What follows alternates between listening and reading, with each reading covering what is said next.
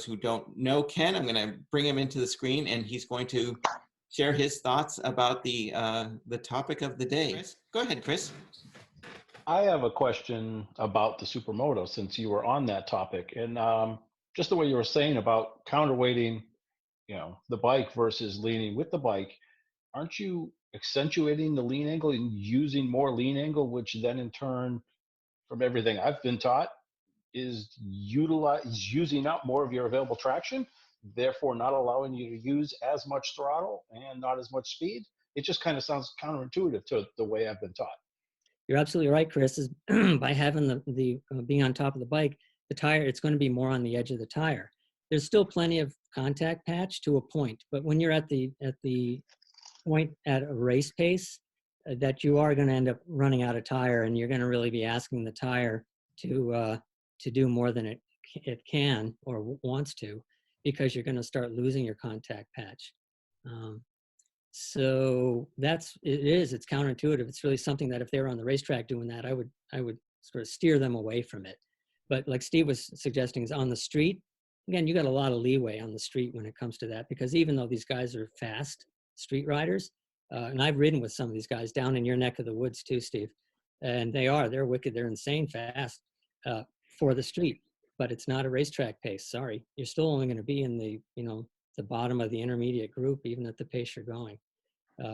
It seems like, if I can just throw in also, it seems like that also the suspension isn't able to work when it's leaned over like that. So, on a track, it's certainly a smoother surface and more predictable, but on the streets around here, and these windy, twisty, curvy roads here, the suspension can't work. And it would seem to me that since you've used up traction points by lean angle, that it really is increasing the risk. So I'm just surprised that it has become so popular by guys who are road racers and ride a different technique on the track. So yeah. So to answer that though, it's you're right. I mean, the suspension already has trouble when you're in a corner like this. The suspension, where straight up and down, the suspension goes this way.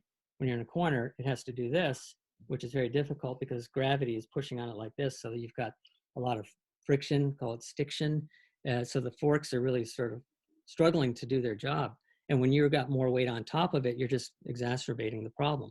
Now, you will see supermoto racers. That's different than road racing. Supermoto racers are on a different type of track. And even though they're doing what appears to be road racing speed, they're really not, because it's usually a go-kart track, and they would have a combination of dirt and pavement. And so that's different. That's when it makes sense that your transitions are really quick, and it makes sense to just, flick the bike left and right and not have your body follow it. And so that'll help the bike really transition really quickly. So again, if you think about the dynamics of the bike, you actually nailed it, Steve, as far as the reasons not to do it. And that's why really, if I were to coach somebody and I'd go, well, okay, just realize that you're actually, working against the suspension and the idea of preserving traction through using more of the meaty part of your tire instead of forcing it to go all the way to the very edge. So it might be that they do that just because they want to get the chicken strips off their tires. I use a grinder so people don't I think I can ride better than I do. What bike do you ride, Steve? What bike do you ride? Oh, I ride a Yamaha FJR. There you go. Good. Do you ever touch your foot pegs? No, but I do a lot of body positioning, and I can run a pretty fast pace, but I don't ever touch. That's good. That's actually good, because I would say that have you been down a track day? Yes, but I used a Triumph Speed Triple on the track. Okay. That, the idea of like taking it to a track day, did you touch the foot pegs on the Speed Triple? No. Okay. I mean, that bike is got higher foot pegs and everything, so I'm not surprised.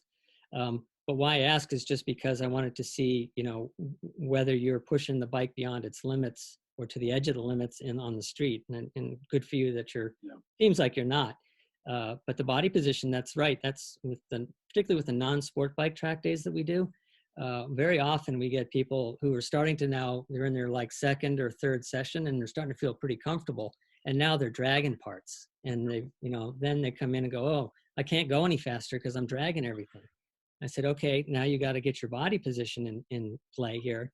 And they say, well, I am moving in, but if you saw them, they're barely moving at all. So you know this, the more you can get off the bike, the more you can get the bike off the foot pegs or off the floorboards. So that's good. Good for you. Anybody else? Am I on there now? Yes. All right. Hi guys.